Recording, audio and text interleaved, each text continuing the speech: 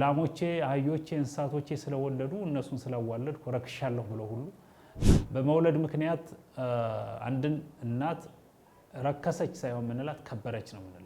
ታውሳለሁ ቆሎ ትምህርት ቤት በነበርንም ጊዜ በእንተ ስማ ለማርያም ስንል የአራስ ቤት ነው ብለው የአራስ ቤት ምግብ አራስ ቤት የሚዘጋጀው ምግብ ሁሉ እንደረከሰ በአጠቃላይ ይቺ እናት የረክሰት ማዕከል እንደሆነች በማሰብ ለሰብናም ለሃይማኖታዊነትም ለኢትዮጵያዊነትም ለብዙ ነገር የማይመች አመለካከት አለ። ይሄ ርኩስ ስለሆንሽ ውጭ ቆይ ኋላ ስለተቀደስሽ ግቢ አይነት ተልካሻ አስተምሮ የቤተ ክርስቲያኒቱ አስተምሮ አይደለም።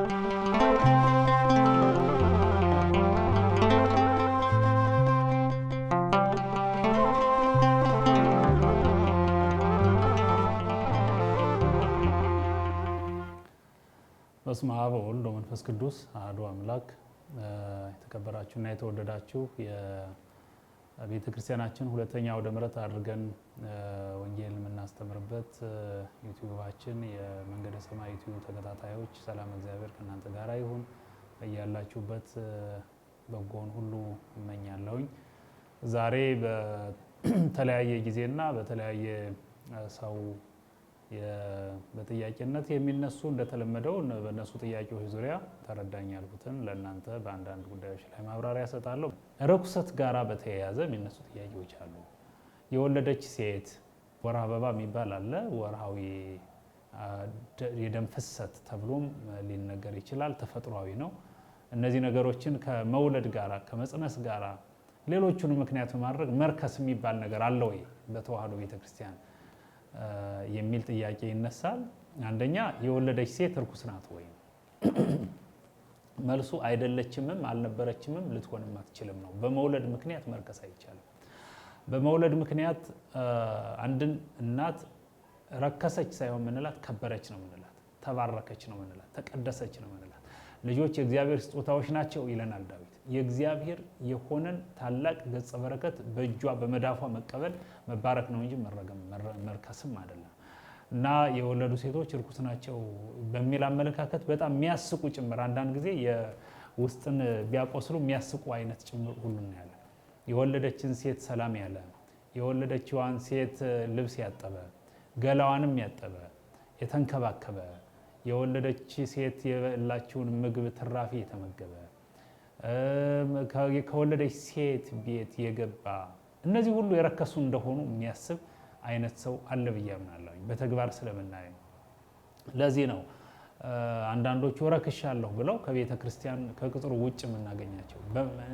ይሄን እንደው በጣም ነው የሚያሳዝነው። አንዳንድ ጊዜ ደግሞ አስታውሳለሁ ቆሎ ትምህርት ቤት በነበርንም ጊዜ በእንተ ስማ ለማርያም ስንል የአራስ ቤት ነው ብለው የአራስ ቤት ምግብ አራስ ቤት የሚዘጋጀው ምግብ ሁሉ እንደረከሰ በአጠቃላይ ይቺ እናት የረክሰት ማዕከል እንደሆነች በማሰብ ለሰብናም ለሃይማኖታዊነትም ለኢትዮጵያዊነትም ለብዙ ነገር የማይመች አመለካከት አለ። ይሄ ፈጽሞ ከቤተ ክርስቲያን ተጠቅልሎ መውጣት ያለበት አመለካከት ነው። ልክ አይደለም። ኦርቶዶክሳውያን በያላችሁበት መልእክቱን የምታዳምጡ በሙሉ ከባል ጀምሮ ሚስቱ ወልዳለታለች ይንከባከባት፣ ሙሉ እንክብካቤ ያደርግ።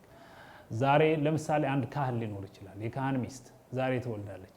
ዛሬ ስትወልድ መንከባከብ ባለበት ልክ ይንከባከባት። መንከባከብ ባለበት ልክ መሸከም ካለበት ተሸክሞ ከቦታ ቦታ ሊወስዳት ይችላል፣ ይገባዋል። ልብሷን መቀየር ካለበት ገላዋን መጠብ ካለበት ሁሉን አቀፍ እንክብካቤ ያድርግላት ካህኑ፣ ዲያቆኑ፣ መምህሩ። ከዚያ በኋላ ተጣጥቦ የቅዳሴ ሰዓት ሲደርስ ሄዶ ቅዳሴ ይቀድስ። ኃጢአትም ነውርም ወንጀልም አይደለም፣ ርኩስም ርክስትም አይደለችም። እንደዚህ አይነት አመለካከት መኖር ያዋለደች ሴትና ራሷ ሁለቱ ጸበል እንዲረጩ በፍትሐ ነገሥት በአንቀጽ 3 ላይ ተደንግጓል። የሚረጩም ርኩስ ስለነበሩ ሊቀደሱ አይደለም። የሚረጩበት የራሱ የሆነ ምክንያት አለ። ስለዚህ የወለደች ሴት ርኩስ ነች አይደለችም? በፍጹም አይደለችም። ልትሆንም ርኩስ ናት የሚልም በወንጀል በኃጢአተኛነት በነውረኛነት ሊጠየቅ ይገባል። ይሄ ነው። የወለዱ ሴቶችም ቢሆን ስትወልዱ ሴቶች እህቶች እናቶች ርኩስ ነን ብላችሁ አታስቡ። ሌላ የሚያረክስ ተግባር አለ። ሃይማኖትን መቀየር ሃይማኖትን ሊያስቀይር የሚችል ሌላ ሊያረክስ የሚችል ተግባር አለ እንጂ በመውለድ ስበብ ርኩሰት የሚባል ነገር በዚያ ቤት የለም የሚለው በደንብ ሊያዝ ይገባል። እና ከልባቸው በጣም እንደረከሱ ስለሚያስቡ ይሄ ብቻ አይደለም እኮ ሰዎች አይደለም። በቅርብ በጣም የሚያስቅ አንድ ጥያቄ የጠየቀኝ ሰው አለ። እንስሳት ይወልዳሉ። እንስሳት ሲወልዱ ገበራርቱ አርብቶ አደሩ ያዋልዷቸዋል።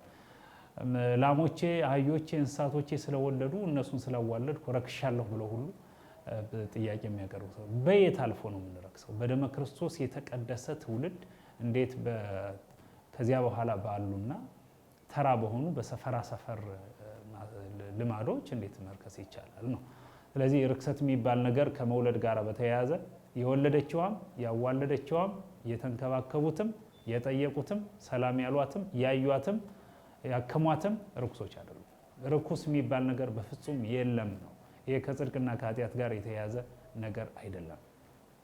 የኦርቶዶክስ ተዋሕዶ ቤተክርስቲያንንም ዝቅ የሚያደርግ አመለካከት ስለሆነ በአስተማሪነት ደረጃም በተማሪነት በሰሚነት ደረጃም ያለ ይህን ወደ ጋራ ማምጣት አለብን ብዬ አስባለሁ። ካህናቱም ዲያቆናቱም መምህራኑም በተለይ ወደ ለማህበራዊ ሚዲያ ሩቅ የሆናችሁ አገልጋዮች በአጋጣሚ ቢሆን ይሄ መልእክት የሚደርሳችሁ ሆኖ ከተገኘ በከተማ የምትኖሩ የዚህ እድል ተጠቃሚዎች የሆናችሁ ለሌላውም ማህበረሰብ እንድታደርሱልኝ ጽኑ መልእክቴ ነው።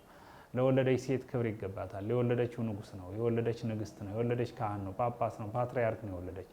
ሐናና ኢያቄም እመቤታችንን ወልደዋል እና ለነሱ ስግደት እንጂ ለነሱ ክብር እንጂ በእንተ ሐና እምኪ ወኢያቄም አቡኪ ብለን የእመቤታችንን ወላጆች የጸሎታችን ማዕከል እናደርጋቸዋለን እንጂ ርክሰት የሚባል ነገር አምጥቶ መደረብ በክርስትና አስተምሮ ልክ አይደለም።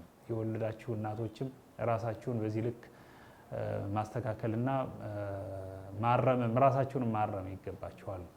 ሌላው የወር አበባን በሚመለከት ነው። ሴቶች በተፈጥሮ በየወሩ ሊፈስ የሚችል የህመም ስሜት ሊያመጣ የሚችል የተለያየ ስሜት ያለው ቢሆንም በየሴቶቹ በየእህቶች በእናንተ በየእህቶች ይለያያል። አንዱ ካንዱ አንዱ ካንዱ አንዳንዱ የሚፈስበት ጊዜ ብዙ፣ ሌላው የሚፈስበት ጊዜ አጭር፣ ሌላው ጊዜ ደግሞ የደም ፍሰቱ የህመም ስሜት ብቻ የሚመስል ያለው የወርሃዊ እህቶቻችን በተለይ ወደ ከፍተኛ ዕድሜ ደረጃ እስኪደርሱ ድረስ ይላሉ እህቶቻችን።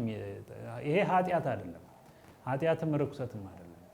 የሚፈሰው ነገር ሰው እንቅፋት መጥቶት ደም ይፈሰዋል። በቃ ከዚያ የተለየ ነገር ልዩነቱ በየወሩ መምጣቱ ተፈጥሯዊና ቋሚ መሆኑ ሴቶች ላይ ብቻ መሆኑ ካልሆነ በስተቀር የሴቶች ደም መፍሰስ ከመረገም ከምን ጋር የተያያዘ በፍጹም የሐዲስ ኪዳን አስተምሮ ርክሰትን ማዕከል ያደረገ አይደለም። ተቀድሰናል። በደመ ክርስቶስ የተቀደሰ ትውልድ ወምድርኒ ትገብር ፋሲካ ተሐጺባ በደመ ክርስቶስ እያልን የምንዘምር እኛ በተፈጥሮ ምክንያት በሚፈስ ደም ላይ የተመሰረተ ርክሰት አለ ብሎ ማሰብ ኦርቶዶክሳውያንንም አይመጥንምም አይመለከታቸውም ነው እና ወደ ቤተክርስቲያን የማይገቡበት ቤተክርስቲያን ማትገቡበት ሴቶችም እንደ ወንዶች ስትሰሙት ደግሞ የማይገቡበት ምክንያት ኃጢአተኛ ስለሆኑ ወይም ስለረከሱ አይደለም። ግቡ እንጂ ወደ ቤተክርስቲያን ስንል እህቶችን ንጹህ አይደለውም ሁሉ ስትሉ ትሰማላችሁና መልሱ እሱ አይደለም። ንጹህ የመሆን ያለ መሆን አይደለም። ይኸውላችሁ እህቶች በደንብ እንድትሰሙኝ እፈልጋለሁ። በዚህ ወቅት ቤተክርስቲያን የማትገቡባቸው ምክንያቶች አሉ። የደም ፍሰት አለ፣ የህመም ስሜት አለ። ጸሎት ምን ይፈልጋል? ጸሎት መረጋጋት ይፈልጋል፣ አንድ ልብ መሆን ይፈልጋል። አልፎ አልፎም ስግደት አለበት፣ መመሰጥ አለበት፣ አንድ ልብ መሆን፣ ንጽህናን መጠበቅ የሚባሉ ነገሮች ወደ ቤተክርስቲያን ሲገባ የሚፈለጉና የሚመከሩ ናቸው። ይህች በዚህ ደረጃ ላይ ያለች ሴት ወደ ቤተ መቅደስ ብትገባ ወደ ቤተክርስቲያን ብትገባ እያስቀደሱ ባሉ እህቶች መካከል ሴቶች መካከል በመሆኗ ምክንያት ድንገት የደም ፍሰቱ ቢጨምር፣ የህመም ስሜቱ ቢጨምር፣ የመውደቅ የመቀመጥ የመነሳት የመውጣት ስሜት እንደዚህ አይነት የራስንም ረብሾ ሌላውንም የመረበሽ እንቅስቃሴዎች ይፈጠራሉ። ያን ለመቆጣጠር ዞር ያለ ቦታ ከሴቶችም ከወንዶችም ከሌላው ሰው ራቅ ብሎ አገልግሎቱን በሰላማዊ መንገድ መከታተል የሚቻልበት መጨናነቅ የሌለበት ቦታ ላይ ቆመው እንዲያስቀድሱና አገልግሎቱን እንዲያገኙ በሚል ነው ውጭ ላይ የሚሆኑት። አበቃ ይሄ ነው። ሌላ ርኩስ ስለሆንሽ ውጭ ቆይ ኋላ ስለተቀደስሽ ግቢ አይነት ተልካሽ አስተምሮ የቤተ ክርስቲያኒቱ አስተምሮ አይደለም። እና በዚያ ወቅት እነዚህ ሴቶች አሁን ርኩስ ከተባሉ ድንገት አያርግባቸውና በወር አበባ ጊዜ ቢሞቱ ገሃነም ሊገቡ ነው ማለት ነው። ርኩስ ናቸዋ። እንደዚህ አይነት አስተምሮች ሊመጡ ነው። ስለዚህ አይደሉም። ርኩሰትን የሚያስከትል አይደለም። ቤተ መቅደስ አይገቡም ሴቶች ብቻ አይደለም እኮ። ለምሳሌ እኔ ነገ መቀድስ ከሆነ ጉንፋን ከያዘኝ አልገባም። በአፍንጫ ያለው ፈሳሽ ቅዳሴ እንዳልገባ ይከለክለኛል። እንቅፋት ከመታኝ የደም ፍሰቱ ስላለ ቅዳሴ አልገባም። እንቅፋት የመታው ሰው ደም ስለሚፈሰው ዲያቆንም ቄስም መቅደስ መግባት አይቻልም። ለመቀደስ ብቻ አይደለም መቅደስ ውስጥ መግባት አይቻልም። የደሙ ፍሰት አስፈላጊ አይደለም። ስለዚህ ከንጽህና አንጻር ነው ሊወሰድ የሚችለው። እና ደግሞ መግባት ክልክል ነው ስላለ ያን ክልከላ ጥሶ መግባት ዕፀ በለስን እንደ መብላትም ስለሚታይ መግባት ሳይሆን ባለመግባት ብለው ሊቃውንቱ አስተምረዋል። ያንን አስተምሮ እንደወረደ ተቀብለን የምንቀጥል ይሆናል። እና እንደው መርከስ የምትባለዋን ነገር እንደቀላል በማየት ማለፍ ልክ ስላልሆነ ነው ይህንን የሚያነሳው። ከዚህ ጋር ተያይዞ በፔረድ ይሉታል ፈረንጆች በአፍረንጅኛው ቋንቋ። ለምሳሌ በዚህ ሳምንት ያሉ ሴቶች የጸሎት መጽሐፍ አንነካም። በጣም እኮ ያስቃሉ እኮ አንዳንድ ነገሮች ያስቃሉ። እውነት የሚያስቁት በስላቅ አይደለም፣ እንደው በመገረም የሚያስቁ ነገሮች። እንዴ በጸሎት መጽሐፌ አልጸልይም ግን እጸልያለሁ። እኛ የጸሎት መጽሐፍ የወረቀት የቆዳ የታሸገበት ቆዳ ጉዳይ አይደለም የሚያሳስበን እኮ። እርግጥ ነው መጽሐፉ ቅዱስ ነው። ቅዱስ መጽሐፍ ቅዱሱን ቃል የተሸከመ ስለሆነ ተራ ነገር አድርገን አናየው። መጽሐፉን አልነካም፣ በቃሌ ግን ቅዱሱን ቃል እናገር። ከቃሉና ከወረቀቱ ማን እንደሚበልጥ ያለ ማወቅ ነው። ስለዚህ በዚህ አጋጣሚ መጽሐፉን መንካት የሚያረክስ እንደሆነ በማሰብ ጸሎታችሁን አቋርጣችሁ የምትሰነብቱ እህቶች ስህተት እንደሆነ ነግራችኋለሁ። በጸሎት መጽሐፋችሁ ጸሎታችሁን ጸልዩ። በዚያውም ላይ መስገድ አይመከርም። የደሙን ፍሰት የህመሙን ስሜት ስለሚጨምር መስገድ ክልክል ነው። ፔሪድ በሆናችሁ ሳምንት ሴቶች ስግደት የሚባለውን አገልግሎት መተው ነው፣ መጸለይ ይገባችኋል። ጸበል መጠጣትም ትችላላችሁ፣ መጠመቅ ነው የማትችሉት። መጠጣት ይቻላል፣ መክፈልት መብላት ይቻላል፣ መባረክ ይቻላል። አይቻልም የሚሉ ሰዎች አሁን እርኩስ ነሽ እያሉ ነው። ስድብ ነው ይሄ። በእውነት መካሰስ ሁሉ ካስፈለገ መካሰስ አስፈላጊ ነው። በዚህ ዙሪያ የመብትም ጉዳይ ነው፣ ሞራላዊ ጉዳይ ነው ይሄ። ሃይማኖታዊነቱ እንዳለ ሆኖ እንዴት አንዷን ሴት ወርሃዊ ግዳጅ በመጣ ጊዜ እርኩስ ማንስ ሊላት ይገባል? ልክ አይደለም። እኛ አላስተማርንም፣ የቤተክርስቲያን አስተምሮም አይደለም፣ ሊቃውንቱም አላስተማሩም፣ ቤተክርስቲያንም አላስተማራችም። እንደዚህ አይነት አስተምሮ የለም። እርኩስ ነሽ በሚል ሳይሆን አትግቢ ስትባል የማትገባበት ተጨባጭ ምክንያት ተቀምጠዋል ነው። እና አሁን እንደዚህ ነው ቤተክርስቲያን የመጡ ነገሮችን ሁሉ ዝክር ላይ እንዳይሳተፉ እህቶች፣ አንቺ እርኩስ ስለሆንሽ ዝክር እንኳን ወስደው ቤት የማይሰጡበት አጋጣሚ ሁሉ አልፎ አልፎ ታያላችሁ። እና እሱ ልክ አይደለም። በእውነቱ ኦርቶዶክሳውያን የኢትዮጵያ ኦርቶዶክስ ተዋሕዶ ቤተክርስቲያን አስተምሯ ችግር የለበትም። እኔና መሰል አስተማሪዎች አስተምሮቱን ትክክለኛ ባልሆነ መንገድ ልናስተላልፈው እንችልና ያን ጊዜ ተረጂውም በዚያ ልክ እየተረዳ ችግር ይፈጠራል። ጠቅለል ባለ መንገድ በወርሃዊ ግዳጅ ወይም በወርሃዊ አበባ በሚባለው ወሩን ጠብቆ ደም በሚፈሳችሁ ሴቶች በኩል በእናንተም በሌሎቹም በኩል ያለው አመለካከት የተስተካከለ እንዲሆን ያስፈልጋል። ለምንድን ነው ወጣት ሴቶች ስጋው ደግሞ የማይቀበሉ ሲባልም እኮ ቀደም ሲል እንዳነሳሁት ምን ደም እየፈሰሳቸው እንዴት ይላሉ። እንደዚህ አይነት አስተምሮም የለም። ደም መፍሰስ የኃጢአት መለያ ሆኖ ከተገኘ ክርስቶስም እኮ ደሙ ፈሷል አይደል እንዴ? ክርስቶስ ደሙ ፈሷል። የሱ የፈሰሰው ደም መላ የዓመተ ምሕረትን ትውልድ ርክሰት አስወግዷል። በሐዲስ ኪዳን ውስጥ ላሉ ልጆች በሙሉ ለክርስቶስ ልጆች በሙሉ ርኩሰት የሚባል ነገር እግራችን ስር ወርቋል። የለም፣ እኛን አይመለከትም። እና እንደዚህ አይነት እና ተያያዥ ነገሮችም ሲነሱ ስለምሰማ ልክ አይደለም ለማለት ነው። የመጨረሻ ማደርገው ከዚሁ ከርክሰት ጋር በተያያዘ እኛ እንደዚህ ስለሆን ብለው ራሳቸውን ስጋው ደግሞ መቀበል ክልክል ነው። በመሰረቱ በወርሃዊ የደም ፍሰት ሳምንት ስጋው ደግሞ መቀበል ክልክል ነው የተባለም ቤተ መቅደስ መግባት ካልተቻለ ስጋው ደግሞ የት መቀበል ይቻላል በሚል ነው። ስጋው ደግሞ መቀበል የሚቻለው ቤተክርስቲያን ውስጥ ሲገባ ነው። ቤተክርስቲያን መግባት ካልተቻለ ደግሞ ውጭ ላይ ስጋው ደግሞ መቀበል አይቻልም። ስጋው ደግሞ ውጭ ላይ የሚቀበሉ ሰዎች የተፈቀደላቸው አሉ። በልዩ ኬዝ የሚባል ራሱን በቻለ ምክንያት በህመም ምክንያት በተለይ በህመም ምክንያት ነው። ሌላ ምክንያቶች አይፈቀዱም። ቤተክርስቲያን ቅዱስ ስጋውን ክቡር ደሙን አምጡና ቤት ነው ያለው፣ ብርድ ይመታኛል፣ ስወጣ እንቅልፌ አላለቀም፣ እኔ እኮ ታላቅ ሰው ነኝ፣ ንጉስ ነኝ፣ ነገስት ነኝ፣ ስጋው ደሙ አምጡልኝ ብሎ ነገር የለም። ክርስትና ለመነሳት ቅዱስ ስጋው ክቡር ደሙን ለመቀበል ቤተክርስቲያን ማንኛውም መሄድ ግዴታው ነው። እንደ ቅድም እንዳልኩት ግን አሉ በቤተክርስቲያን በውስጥ የድርጊት የአክሽን ፕላን በምንለው የድርጊት መርሃ ግብር ተለይተው የሚታወቁ ቤተክርስቲያን ውስጥ መግባት ሳይችሉ እዚያው ቤተክርስቲያኑ ቅጽር አካባቢ እንዲመጡ ተደርጎ ቅዱስ ስጋው ክቡር ደሙ የሚሰጥበት ተፈቅዷል። ሰፈርም ድረስ ቅዱስ ስጋው ክቡር ደሙ ሄዶ የሚሰጥበት ራሱን የቻለ ምክንያት አለ። ይፋዊ ስብከት አይደለም ይሄ የሚያስፈልገው፣ ዝርዝር አፈጻጸሙ የራሱ ትምህርት ስላለው ማለት ነው።